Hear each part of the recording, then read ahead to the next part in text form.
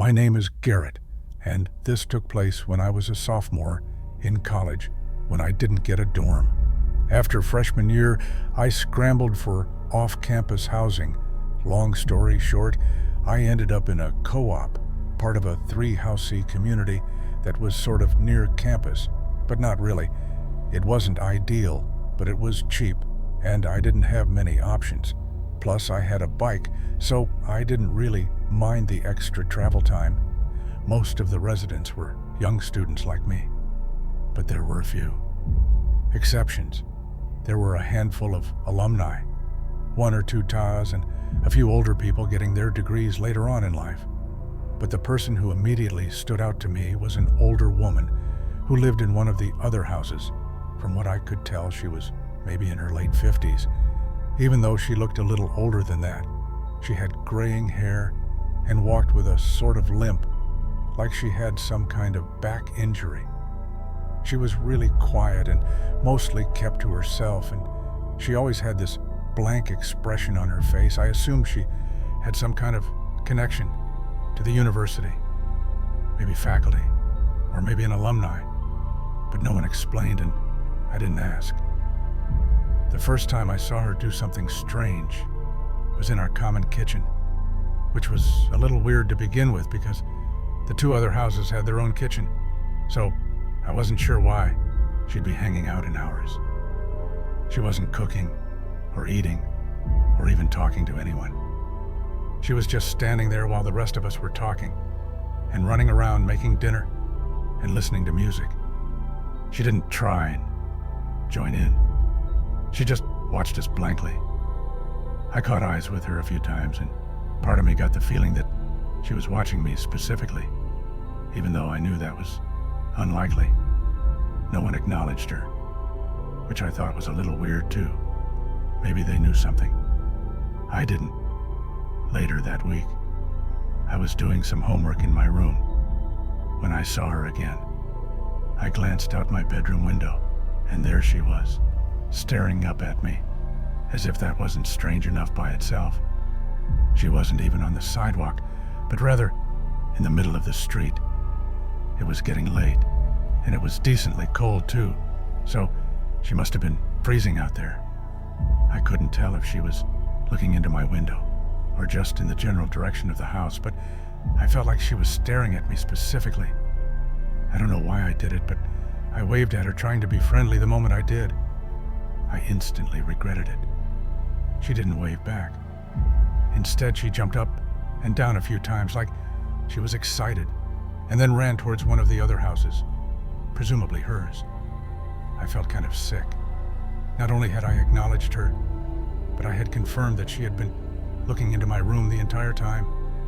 And even if she hadn't, she now knew which room was mine. Later that night, I asked one of my housemates about her. He told me that that woman had always been there, and that I should try my best to ignore her, like the rest of them did. I inquired further about her, but the guy genuinely didn't know anything, and said he was just repeating what someone had told him when he moved in. It didn't sit right with me. So I asked around until I got some semblance of an answer. One of the seniors in the specific house she lived in told me that she was associated with the university and was a little kooky, but that she didn't have a history of violence or getting physical. I asked him why no one found that as strange as I did, and he told me that they really couldn't control who lived there, as that decision was up to the property manager. I wasn't fully satisfied with that answer, but there was nothing I could do, so I tried to just block her out of my mind. But then it got worse. One night I walked out of my room and nearly ran into her. She was in the hallway, standing right in front of my door.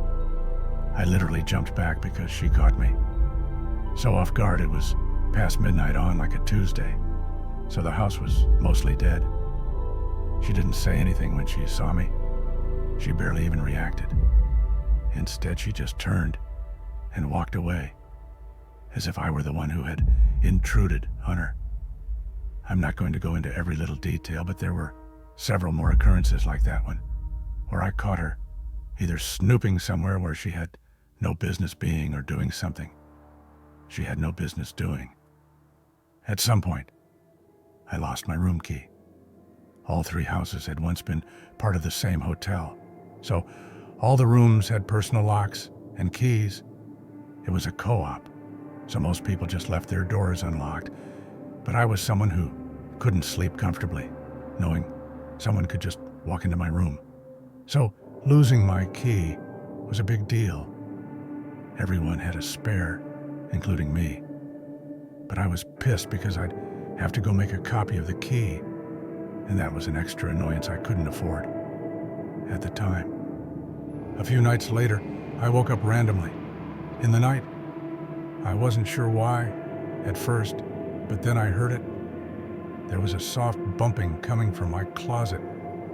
Every 20 seconds or so, it sounded like something shifting behind the door, like something was moving inside of my closet. I'm not one to scare easily, and I'm definitely not one to be helpless in a danger situation. So I was going to deal with this myself. I quietly got out of bed and took a deep breath. I slowly walked over to the closet, trying to keep my breathing under control. My heart was racing in one fluid motion. I ripped the closet door open and screamed like a crazy person. Just as I expected, the woman was in there. She had one of my ties wrapped around her neck, and her eyes were wide open. She was holding a kitchen knife with her other hand. My scream must have startled her because before I could react, she lunged at me with the knife outstretched. I screamed again, only this one wasn't pretend. It was a scream of pure fear. I wrestled her to the ground and was able to disarm her pretty easily, given how frail and small she was. That didn't make the situation any less terrifying, though she kicked and fought and bit as I pinned her to the ground, screaming the whole time. I yelled for help, and I heard some doors slam, followed by some of my housemates running down the hall. My friend Lee immediately helped me immobilize the woman, and the 2 of us kept her pinned while someone else called the police. The rest of the night was a blur. The police got there quickly and arrested her on the spot. By that point, she had stopped screaming, but she refused to say anything either, which was extremely unsettling. The cops found my room key on her real big shocker there. A few weeks later, we got our answer about who she was.